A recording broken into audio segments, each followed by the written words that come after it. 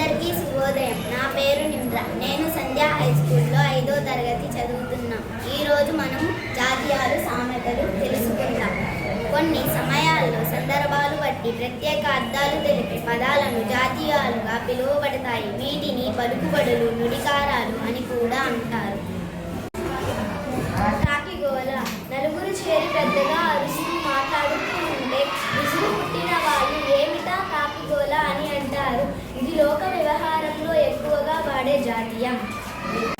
కుంభకర్ణుడి నిద్ర అరిచి గీ పెట్టినా లేవకుండా అదే పనిగా ముద్దులిద్దరు నిద్రపోయేవాడిని ఉద్దేశించి ఈ జాతీయాన్ని వాడుతారు.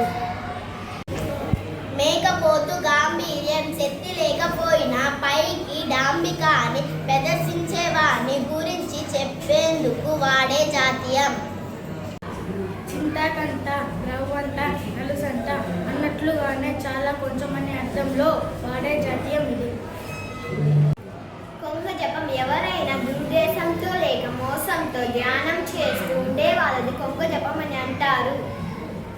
అందరికీ శుభోదయం. నా పేరు కుషాని. సంధ్యా హై స్కూల్ 5వ తరగతి చదువుతున్నాను.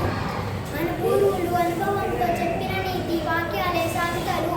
ఎక్కువ అర్థాన్ని తక్కువ పదాలతో హృదయాలకు హత్తుకునేటట్లు మన పూర్వులు అనుభవంతో చెప్పిన వాక్యాలే సామెతలు. కాకి పిల్ల, కాకి ముద్దు.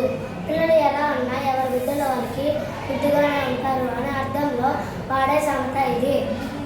రుణశేషం, అగ్నిశేషం, రణశేషం ఉంచకూడదు. అప్పును నిప్పును పురుగును పూర్తిగా నిర్మూలించుకోవాలి. కాస్త తగ్గితే పర్వాలేదులే అని ఉపేక్షిస్తే అవి తిరిగి పెద్దవి యజమానిని బాధిస్తాయి. కనుక నిశ్శేషం చేయాలని అర్థం. అరచేతిలో ఉసిరికాయ. ఏదైనా ఒక విషయం తేలికగా అర్థమయ్యేది అయితే దాన్నే ఈ సామెతతో చెబుతారు. మరగడం అనేది కుక్క స్వభావం.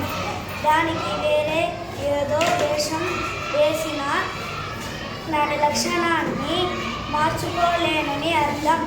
అలాగే నీచుడు తన సహజ గుణాన్ని మార్చుకోలేనని భావం. జాతీయాలను, సామెతలను సందర్భాన్ని బట్టి ఉపయోగించడం తెలిస్తే భాష మన తెలివిని ప్రకటిస్తుంది. మన లోక జ్ఞానం, అర్థ జ్ఞానం వీటిని వాడే విధానాన్ని బట్టి ఎదుటివారు మనల్ని అంచనా వేయగలుగుతారు.